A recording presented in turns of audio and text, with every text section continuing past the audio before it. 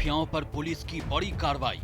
Bharat express digital की खबर का असर, अब बच नहीं पाएंगे रेत माफिया। मोहन यादव का आदेश, एक्शन में पुलिस। मध्य प्रदेश के सीएम डॉक्टर मोहन यादव ने ठान लिया है कि अब एक एक रेत माफियाओं को सलाखों के पीछे भेजा जाएगा। प्रदेश की पुलिस इसी दिशा में काम कर रही है।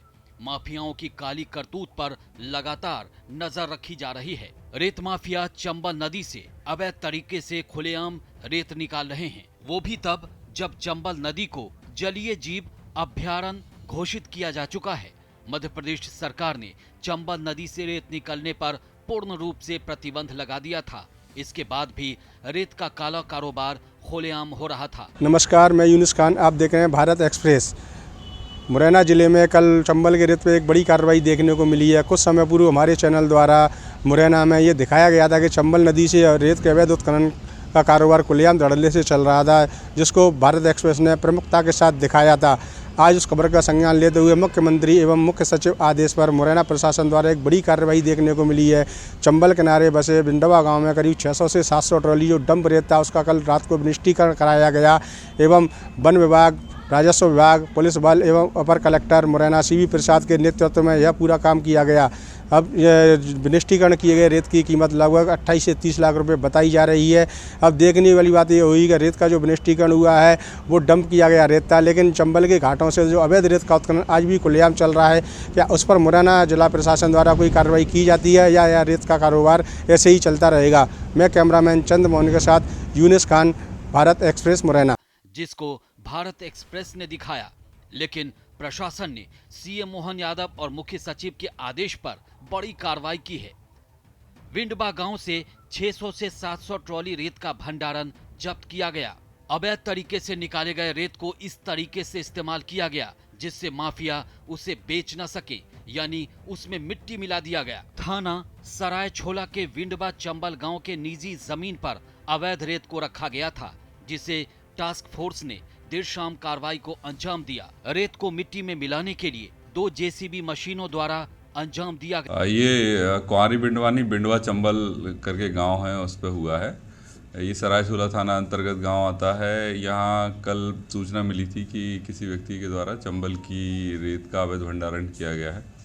उस सूचना पर से मैं और एडीएम साहब, एसडीएम, सीएसपी और तमाम स्टाफ वहाँ पहुँचा था मौके पर। उसमें फॉरेस्ट विभाग के भी लोग को बुला लिया गया था, बाद में माइनिंग अधिकारी भी पहुंच गए थे। लगभग 600 से 700 ट्रॉली अवैध रेत के भंडारण को उसमें जब्त किया है और उसको खुर्द-बुर्द कर दिया गया है। लगभग कितनी कीमत का सा रेत हो सकता है? अभी जो माइनिंग ऑफिसर से बात हुई थी उनके अनुसार लगभग 30 लाख रुपए का होना चाहिए रेत। सुरक्षा के लिए 3 दर्जन से अधिक पुलिस बल अधिकारियों के साथ तैनात रहे। आपको बता दें कि प्रशासन अवैध रेत का भंडारण करने वाले जमीन मालिकों के खिलाफ वन विभाग कार्रवाई करेगा। सर, चंबल के रेत पर कल एक बड़ी कार्रवाई हुई है, किस प्रकार से कार्रवाई की गई है? हम लोगों को ये इनपुट मिला था, मुझे और पुलिस प्रशासन को, कि ग्राम बिंडवा चंबल में बड़ी मात्रा में अवैध उत्खनित करके उसका भंडारण किया गया है। हम लोगों ने तत्काल पुलिस बल के साथ दबिश दी गांव में और वास्तव में सही पाया। मौके पर लगभग 600 से 700 ट्रॉली रेत का भंडारण पाया गया, जिसको हम लोगों ने मौके पर ही जैसे भी से उसका विनिष्टीकरण किया, वहीं मिट्टी में मिला दिए गए सभी को। कितनी क्या कीमत हो सकती है सर इस रेत की? 29-30 लाख रुपये की इसकी अनुमानित कीमत होनी चाहिए मेरे अनुमान से। इन पर जिसकी ज़मीन पर सर रेत था, उस पर भी कोई कार्रवाई की गई है?